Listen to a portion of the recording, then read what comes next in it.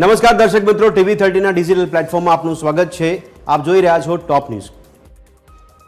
ભારત પાકિસ્તાન તણાવ વચ્ચે બેઠકોનો દોર ચાલુ। ગુજરાતના સીએમ ભૂપેન્દ્ર પટેલે પીએમ મોદી સાથે વાત કરી। પાકિસ્તાને ડ્રોન અને મિસાઇલથી હુમલો કર્યો।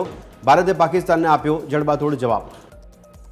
મેઘાલયમાં 2 મહિના માટે નાઇટ કર્ફ્યુ લાદવામાં આવ્યો છે। બાંગ્લાદેશ બોર્ડરથી 1 કિલોમીટર સુધીના વિસ્તારમાં તેનો અમલ કરવામાં આવશે। ભારત અને પાકિસ્તાન વચ્ચે તણાવ વચ્ચે પ્રશાસને જારી કર્યો આદેશ।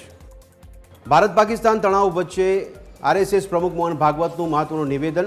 ઓપરેશન સિંદૂર માટે ભારત સરકારના નેતૃત્વ અને સશસ્ત્ર દળોને હાર્દિક અભિનંદન। આખો દેશની સરકાર અને સશસ્ત્ર દળોની સાથે છે।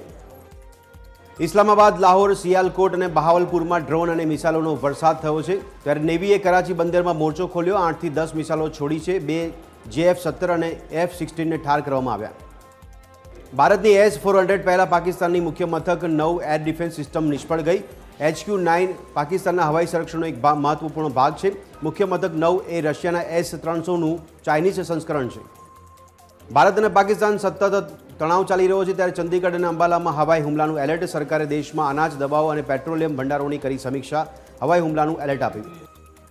સંરક્ષણ સૂત્રો અનુસાર ગઈકાલે રાત્રે પાકિસ્તાને ભારત પર 500 ડ્રોન ફેંક્યા। મોટાભાગના ડ્રોનમાં શસ્ત્ર લોડ કરેલા ન હતા। ડ્રોનમાં કેમેરા લાગેલા હતા। પાકિસ્તાને 500 ડ્રોનથી કર્યો હુમલો। અમદાવાદથી 75 નવી એમ્બ્યુલન્સ કચ્છ, જામનગર અને દ્વારકા રવાના। સોમનાથ દ્વારકા મંદિરની સુરક્ષા વધારાઈ। સુરતમાં બ્લેક એન્ડ મરીન કમાન્ડો તૈનાત। અમદાવાદથી મોકલાઈ 75 એમ્બ્યુલન્સ।